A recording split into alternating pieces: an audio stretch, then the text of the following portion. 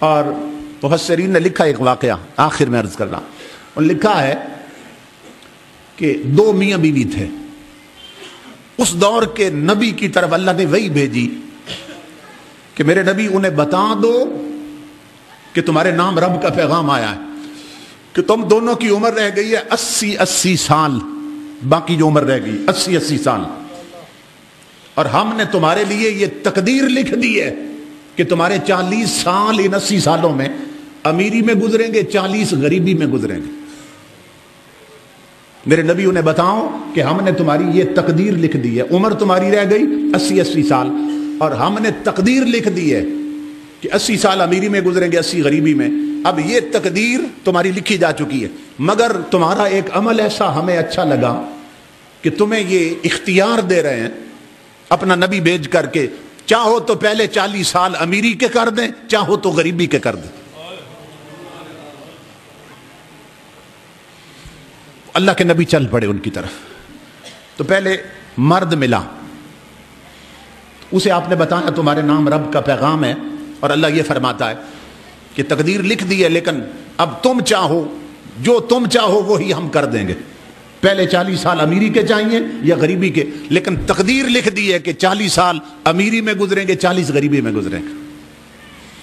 اس شخص نے عرض کی اللہ کے نبی میں اگر اجازت دیں تو بیوی سے مشورہ کر لوں۔ آپ نے فرمایا جاؤ مشورہ کر لو۔ اس نے بیوی سے مشورہ کیا، بیوی نے کہا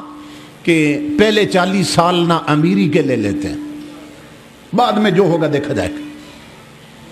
وہ مرد آیا، اس نے اللہ کے نبی سے عرض کی کہ حضرت پہلے 40 سال نہ امیری کے کر دیں، اللہ سے گزارش کریں کہ پہلے 40 سال ہمارے امیری میں گزرے۔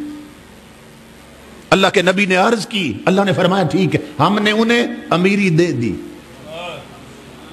میں یتق اللہ یجعل لہ مخرجا، وہ مخرج بناتا، ایگزٹ بناتا، پیسہ آنا اسی دن شروع ہو گئے۔ جب دولت آئی تو میاں بیوی بیٹھ گئے، کھانا پکانے کا وقت آیا، میاں کہنے لگا یہ کسی سیاست دان کا وعدہ نہیں، روٹی کپڑے اور مکان کا، یہ رحمان کا وعدہ ہے جس سے بڑا سچا کوئی نہیں۔ میری بیوی سن 40 سال اب غریب تو ہو نہیں سکتے کہ سچے رب کا وعدہ، تو پھر آج دیگچی نہ چڑھا دیگ چڑھا، میں غریبوں کو بلاتا، سمجھ رہے؟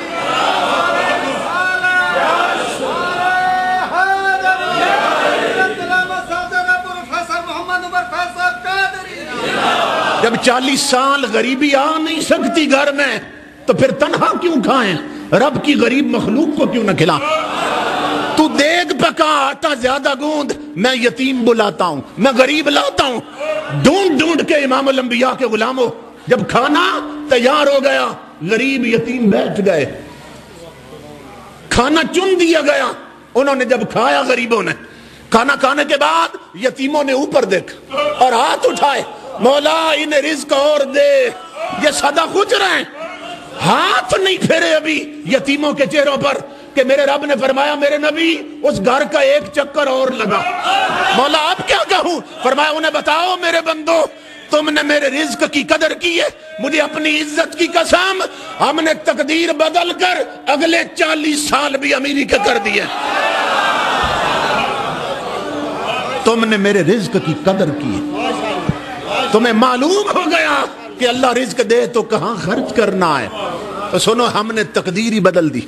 یتیموں کے اٹھے ہوئے ہاتھوں نے، غریبوں کے اٹھے ہوئے ہاتھوں نے تمہارا مقدر بدلوا دیا ہے، اب اگلے 40 سال بھی تمہارے امیری میں بیتے۔ اس لیے سب سے خوش بخت طبقہ وہ ہے جو یہاں بھی امیر وہاں بھی امیر۔ تو اللہ رب العزت ہمیں دونوں جہانوں کی امیری عطا فرمائے۔